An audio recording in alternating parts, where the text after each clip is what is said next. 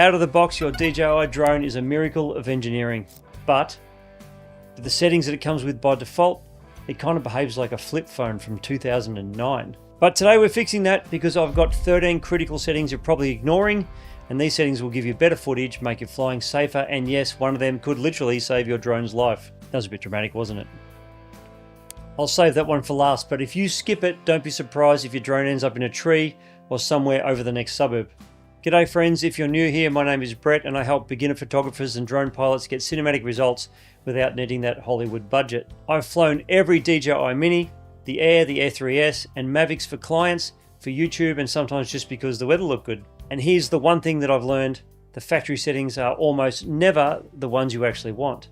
And before we dive in, if you haven't grabbed my free cinematic starter kit, it's linked in the description.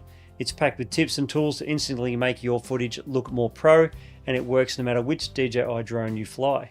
Or any drone really. Alright, let's fix those settings.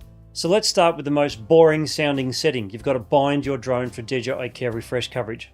And DJI Care Refresh and flyaway coverage is like an insurance policy for your drone. If it flies away, you pay a small fee and DJI replaces it. But here's the kicker: unless you bind your controller to your drone in DJI's system, DJI won't know it's your drone, and they'll politely say, "Sorry, not our problem," while you watch your $1,000 or $2,000 investment just drift towards another zip code. And how you do it is very simple. You just go into the DJI Fly app, you select your profile, which is the little man shape down the bottom, hit device management, then select evaluated service and bind new device. As you can see, mine's already been bound, but you confirm your DJI account email, tap confirm, wait for binding successful, and you're good to go. Okay, number 2, you should lock in your exposure manually. If your drone is set to auto exposure, it's basically making lighting decisions all by itself. And exposure controls how bright or dark your footage is.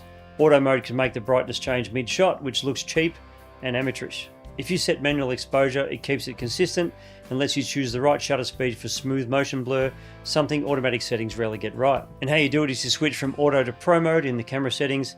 Set the ISO as low as possible, usually it's 100 if it's in daylight for instance. Set your shutter speed to double your frame rate, so if you're shooting in 25 frames a second, make your shutter speed 50. If you're shooting in 50 frames a second, make your shutter speed 100. You get the idea. And if your footage still looks too bright, just attach an ND filter to cut down the light without changing color. If you happen to have the DJI Air 3S and you bought the Fly More combo, it comes with a set of ND filters built in with that combo. Alright, number 3 is to set your white balance and keep it there. Now, auto white balance is like letting the drone camera pick the entire mood for the entire video. And what white balance does is it sets your color tone. Auto can shift mid-clip. If you go into shadows, it can go bluish. If you come out to the sun, it can go yellow or orange. I learned to lock this early on in my real estate photography days. Walls should not change color between rooms, and locking it in keeps your colors consistent, so when you get to the edit, every single shot matches. And how you change this is go to camera settings, tap white balance. If it's sunny, it should be set to 5600 Kelvin.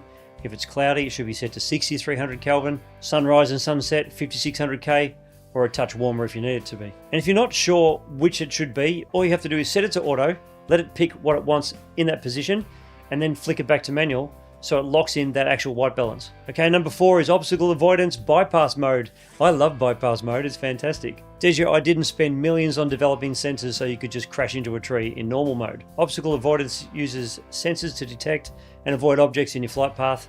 If it's set to off, your drone will just happily fly into walls. If you set it to bypass, it makes the drone automatically reroute around obstacles, keeping your footage and your props intact. And how you do it is you go into settings, safety, obstacle avoidance action, and select bypass. Only turn sensors off temporarily if you're flying in very tight spaces and know the risks. Number 5 is ADS-B AirSense. I love this so much because this is like having access to live air traffic control. The AirSense on your drone app listens for signals from nearby planes and helicopters showing their position and altitude in real time. And having this safety net can prevent collisions, especially if you fly near airports, helipads, or in rural areas where there's lots of low-flying aircraft. And you're probably wondering, how do I turn this on, Brett? Well, I'm about to tell you, just hang tight. Go to settings, select safety, advanced safety settings, AirSense, and then toggle it on. Now once you've done that, go into your map, which is on the bottom left of your screen, tap the plane icon, and set the collision warning level to low for maximum awareness. You've got different settings here, but if you set it to high, you're going to get things like it going off when the plane is 10 kilometers away. So I'd like to have mine on low. It's going to show a collision warning if something's really close. Gives you enough time to get out of the way. But you shouldn't be in the way. Next up is photo format and resolution. And your drone's camera can be absolutely brilliant So don't just shoot in JPEG because you're losing so much editing opportunities by leaving it a JPEG. And here's why. JPEG files are smaller but limit editing flexibility. RAW files store way more detail. It lets you recover skies, lift shadows, and crop aggressively without killing quality. And higher resolutions capture more detail, perfect for landscapes or large prints. And this was a non-negotiable when I started in my property photography, and it's still true today. And this is how we're going to set it up for you so you get the best of both worlds. Make sure you're in photo mode. Tap the icon at the bottom right that says JPEG, and then set it for JPEG plus RAW. And my S3S, I set it to 50 megapixels for higher detail, but it's slower on the shutter. If you want faster shutter speed for bursts, you set it to 12 megapixels. If you've got a Mini 4 Pro, set that to 48 megapixels for maximum sharpness. Now you can have your aspect ratio any way you want. You can do 4:3 for full sensor coverage, and you can crop that to 16:9 later if you want to, or you can just set it to 16:9, whichever you prefer. Number 7 is grid lines and center markers. If you've ever done an orbit or ended up filming the corner of your subject, this is your $0 fix. And here's why, because grids and center markers help you compose shots using the rule of thirds or keep your subject locked in the middle during moves like orbits or tracking. And early on, these were my framing training wheels because there were no quick shots back then, and now I just never take them off. And how you set this up is you go to settings, camera, grid lines, and then turn on rule of thirds plus center point. And when you're filming, all you have to do is keep your subject on a third line, so a vertical or a horizontal line for cinematic framing, or dead center for tracking moves. Number 8, color profiles and sharpness. The default DJI sharpening makes grass look like it's been through a laminator. It looks so flat and boring. So color profiles change how your footage is processed. Normal mode is vivid and ready to use. D-Log-M and HLG are flatter, keeping more dynamic range for editing. And sharpness and noise reduction settings control how digital your footage looks, so too much can make it look fake. So if you're a beginner, you can just leave it on normal until you get used to it. But if you want to get into advanced editing, I prefer D-Log-M, but you can use HLG as well. And this is how you set it up. You go into the color setting, and you see beginners, you can leave that as normal. Otherwise, click on advanced editors and select D-Log-M or HLG. Now you want to adjust your style, so go into the camera settings, style, set sharpness to -1 or -2, and noise reduction to -1. That'll just take away a bit of that automatic noise reduction which you don't need, and it'll also take away some of that sharpness because DJI have a tendency to be a little bit over sharp. Okay, number 9, match resolutions in all modes. Have you ever wondered why your quick shots footage looks different to the other footage you just shot? And that's just because with these drones, each shooting mode, normal, quick shots, master shots, hyperlapse, has its own resolution settings. If you set it to 4K in normal mode, other modes may be default to 1080p unless you change them. So all you have to do is switch into the mode you plan to use, set your resolution, if it's 4K, 30 frames a second, or 4K 60 frames a second. Make sure it matches the footage you just previously shot, and you're good to go. Number 10 is gain and expo tuning. And out of the box, when you get that DJI drone, the default stick sensitivity is like driving a race car with the accelerator taped down to the floor. Gain and expo control how sensitive the drone is to your stick movements, slowing them down to make your camera move smooth and cinematic instead of twitchy and robotic. So we've got a couple of settings here to change, and I'm going to show you exactly how to do it. So go into settings, control, aircraft, and we're going to switch to Imperial. That way all the settings will match no matter where you are in the world watching this. And after we change some other settings, you can just come back to here and change it to whatever you like best. You can go back to metric or go back to kilometers or whatever. Now that you've done that, scroll down and click Gain and Expo Tuning. Now as far as Cine Mode goes, I hardly ever use Cine Mode, so I'm going to leave all the settings at default because I never use it.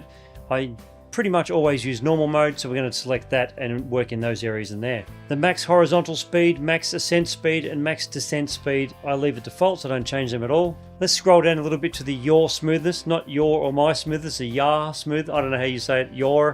Anyway, change that to 15. Now scroll down to Expo and change up down to 0.25, yaw to 0.15, and pitch roll to 0.15 as well. Next thing you need to do is scroll down to tilt smoothness and change that to 10. And all the other settings, I'll leave them as they are. Okay, number 11, the histogram and overexposure warnings. This is great because your eyes can lie, but histograms never lie. And what the histogram does, it shows you where the highlights and shadows are on the graph. If your highlights or shadows are clipped or crushed, you lose detail. So overexposure warnings like zebras mark blown out areas so you can fix exposure settings before you actually record. And don't worry, if this sounds confusing, I'm going to show you exactly how to set this up right now. So you go to settings, camera, histogram, and then select on. Now the whole idea is to keep most of the graph in the middle. If you look at that, it looks like a mountain peak. You want that peak to be in the middle. That means that your highlights and your shadows are all exposed correctly. If you move it to the left too much, then your shadow gets really, really dark. Move it to the right, then your image gets overexposed and blown out, which is why we're going to turn on the overexposure warning as well. What this does, it puts like zebra-like stripes across your whole image if you're overexposed, so if your highlights are blown out. So while you're here, just turn on that overexposure warning. If you're trying to avoid those zebra stripes and they keep coming up in your image, then lower your exposure until your highlights no longer are blown out. Or you can use a stronger ND filter if you have one. Okay, number 12 is LED auto mode. This is one of my favorites. I actually like this one. Those flashy little LEDs are great on the front of your drone, but they're terrible for night photography because they sometimes create a colored flare in your image, or if you're down close to the ground, they will reflect on the ground. By default, these LEDs are always on, but you can select auto, and what that does is when you hit that shutter and take a photo, or if you hit record on a video, it will turn off those lights at the front. But in between shots, it'll just turn back on again. So you can actually take the photo, it goes off. As soon as your photo is finished, it comes back on again.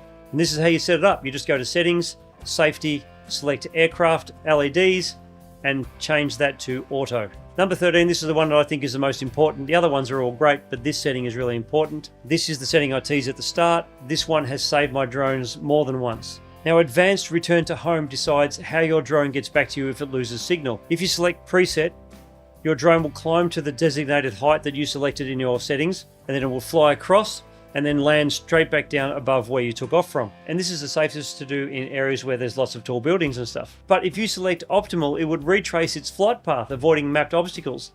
And it's efficient in really open areas, but a little bit riskier in dense environments if it misjudges a path. And where selecting which one of these is more important depends on where you're flying. If you're flying in a lot of dense areas where there are lots of trees, then obviously you would do the first setting, which is preset, where it goes up, across, and then down. But if you're in an area where you've got a lot of bridges or you're flying under tunnels and things like that, if it does a return to home, you don't want your drone to fly upwards, it's going to fly into things. So in those cases, you would select optimal. So just check your environment. What, I'm from the south? Environment. So just check your environment before you fly, so you know which setting to set before you start. That way you'll be safer. If you've learned something new, hit like and subscribe and let me know which one you've changed first, because I like to see what people are doing out there. And don't forget to grab my free cinematic starter kit, which is in the description. It's the fastest way to make your footage look like it belongs on the big screen, and even if it was shot in your backyard. And if you're just starting out on your drone journey and you're not sure which one to buy, I've done a comparison video right here which compares the DJI Mini 4K with the Potensic Atom 2. See you over there.